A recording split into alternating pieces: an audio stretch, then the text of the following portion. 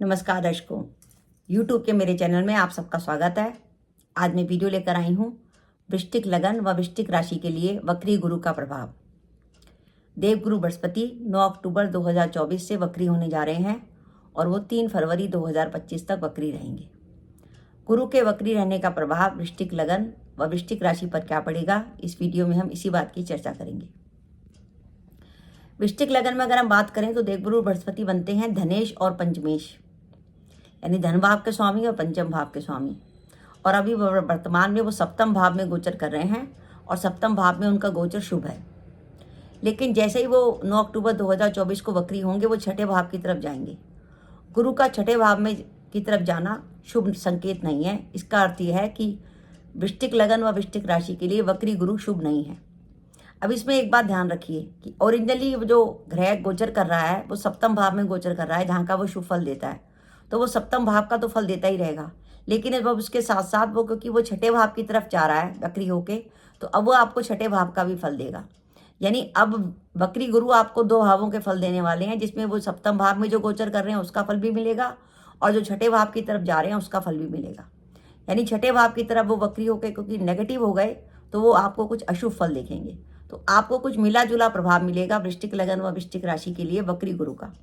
अब हम देखते हैं कि वृश्चिक लगन व वृश्चिक राशि के लिए सबसे पहले हम बात करें कैरियर की स्थिति क्या है।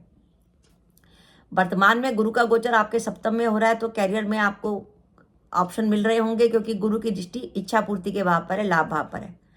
तो लेकिन इसके साथ साथ आपका जो वर्तमान में जो आपका कार्यस्थल है, कार्यस्थल में आपको कुछ परेशानी आने की संभावना है, क्योंकि गुरु छठे की तरफ चले गए। गुरु आपके छठे भाव में चले गए और पंचमेश जो आपका मान सम्मान प्रतिष्ठा का स्वामी है वो भी छठे की तरफ आ गया।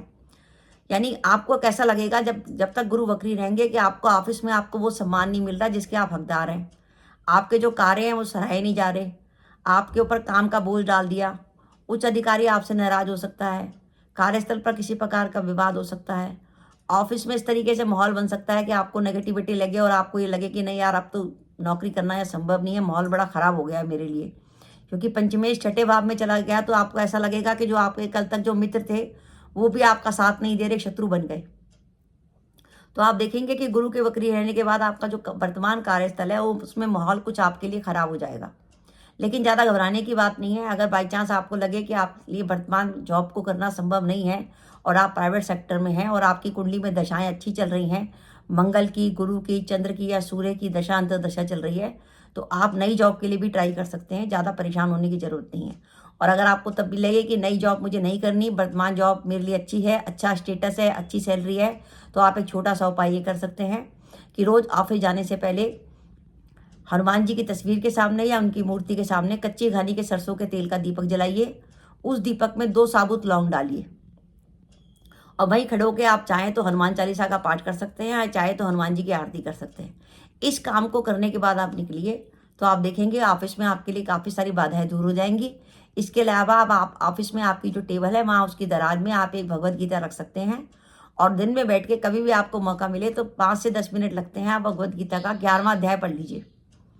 11वां अध्याय कहते हैं अगर भगवत गीता का पढ़ लिया जाए, रोज पढ़ लिया जाए, तो आपके कामों में आने वाली बाधाएं दूर हो जाती हैं, सारे काम सरलता से हो जाते हैं। तो आपके कैरियर की सारी परेशानी आपकी खत्म हो जाएगी। गुरु जब तक वक्री रहेंगे, आपके धनेश वक्री हो रहे हैं, तो आपके खर्चे बढ़ेंगे। खर्चे बढ़ने के कारण आपका बजट थोड़ा गड़बड़ा जाएगा, जिसके कारण आपको धन को लेकर भी चिंता हो सकती है कि यार अब तो सेविंग ही नहीं हो रही। इस तरीके से खर्चों की थोड़ी अधिकता रहेगी। पंचमेश छठे की तरफ जा रहा है तो आपकी संतान अगर बड़ी है तो संतान से आपका किसी प्रकार का विवाद होने की संभावना है। कुटुंब के भाव का स्वामी वक्री हो रहा है तो कुटुंब से जुड़े मामलों में सावधानी। अगर आप ज्वाइंट फैमिली में रहते हैं तो आप देखेंगे कि आपके कुछ आपस के जो रिश्तेदार हैं उनसे आपके मनमुटाव की स्थिति बन गई, रिश्तों में कुछ तनाव और खिंचाव की स्थिति आ गई। गुरु इस समय आपके सप्तम भाव में गोचर कर रहे हैं, व्यापार की तरफ गोचर कर रहे हैं। अगर आप व्यापारी वर्ग से हैं तो गुरु के वक्री होने के बाद आपको लगेगा कि व्यापार में जैसे कुछ बाधा सी आने लगी व्यापार में, इसलिए व्यापार से जुड़ा कोई भी महत्वपूर्ण निर्णय लें तो सोच विचार कर लें। और अगर 9 अक्टूबर 24 से 3 फरवरी 25 के बीच में अगर आपकी कोई कोर्ट केस की डेट आती है तो आपको सावधानी रखनी पड़ेगी। उस कोर्ट केस की डेट में आपके लिए कुछ नेगेटिविटी हो सकती है। गुरु का गोचर छठे भाव की तरफ हो रहा है। छठे भाव में गुरु का गोचर हेल्थ के लिए बहुत खराब है, तो अपने स्वास्थ्य का विशेष रूप से ध्यान रखिएगा। अगर आपको ऑलरेडी कोई हेल्थ की प्रॉब्लम है, लंबे समय से दवा खा रहे हैं, जैसे वृश्चिक लगन के जातकों को जनरली प्रॉब्लम होती है चक्कर आने की या चिड़चिड़ा स्वभाव हो जाता है, डायबिटीज़ की प्रॉब्लम, बुखार होने की, सर दर्द और शरीर के जो प्राइवेट पार्ट्स हैं उसमें किसी प्रकार की रोग या पीड़ा होने की संभावना होती है। विशेषकर अगर आपका ज्येष्ठा नक्षत्र है तो वो संभावना ज़्यादा बनती है। तो थोड़ा सा अपने हेल्थ का ध्यान रखिए और आप हेल्थ से जुड़ी जो भी दवा खा रहे हैं उसकी एक गोली भगवान शंकर के मंदिर में चढ़ा दीजिए। जो भी आप दवा को डॉक्टर ने आपको दवा दी है उसकी गोली जब भी दवा खाने से पहले मार्केट से स्टिप लाएं, उसकी एक गोली भगवान शंकर के मंदिर में चढ़ाएं, उसके बाद उस दवा को खाएं।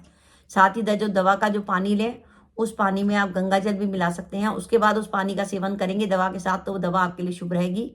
और उस दवा को अपने जहाँ आपका पूजा का स्थान है, जहाँ पे आप पूजा करते हैं प्रभु की, उस स्थान पे उस दवा को रखिए तो प्रभु का आशीर्वाद मिलेगा और आपको बीमारी आपको ठीक होगी। तो हेल्थ का ध्यान रखिएगा। तो ओवरऑल वृश्चिक लगन के लिए गुरु का वक्री रहना शुभ नहीं है, आपको थोड़े से अशुभ रिजल्ट मिलेंगे। काम आपके चलेंगे क्योंकि गुरु उस जगह पर गोचर कर रहे हैं जहाँ पे आपके काम बनेंगे, लेकिन आपको बीच बीच में लगेगा कि काम की गति धीमी हो गई और काम में बाधा का भी अनुभव होगा। गुरु की रेमेडी के तौर पर आप पीली वस्तुओं का दान कर सकते हैं। आप हर गुरुवार को चने की दाल का दान कर सकते हैं, हल्दी का दान कर सकते हैं, पीले कपड़े का दान कर सकते हैं। और चाहें तो आप रोज़ गाय को ऑफिस निकलने से पहले रोज़ गाय को रोटी खिलाएं और गुरुवार को गाय को आप भीगी चने की दाल भी खिला सकते हैं। इस तरह गुरु की रेमेडी के तौर पे आप ये उपाय कर सकते हैं। तो ध्यान रखिए, वृश्चिक लगन और वृश्चिक राशि के लिए गुरु का वक्री होना शुभ नहीं है।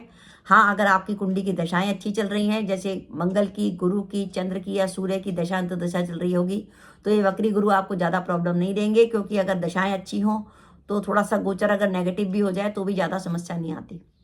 तो दर्शकों, मेरा वीडियो था कि वृश्चिक लगन व वृश्चिक राशि के लिए वक्री गुरु शुभ नहीं है, तो थोड़ा सा गुरु की रेमेडी कीजिए और कैरियर से जुड़ा कोई भी महत्वपूर्ण निर्णय लें सावधानी से लें, जल्दबाजी बिल्कुल ना करें। तो आपको मेरा वीडियो कैसा लगा प्लीज़ कमेंट बॉक्स में कमेंट करके बताइएगा। इसके साथ ही अगर आप मेरे चैनल पर पहली बार आए हैं और आपने मेरे चैनल को अभी तक सब्सक्राइब नहीं किया तो कृपया मेरा चैनल सब्सक्राइब कर दें, साथ ही बेल आइकन को भी दबा दें, जिससे जब भी मैं अपने वीडियो अपलोड करूं उसके नोटिफिकेशन आपको मिल जाए और आप मेरा वीडियो देख सकें। इसके साथ ही नमस्कार दर्शकों, जय माता दी।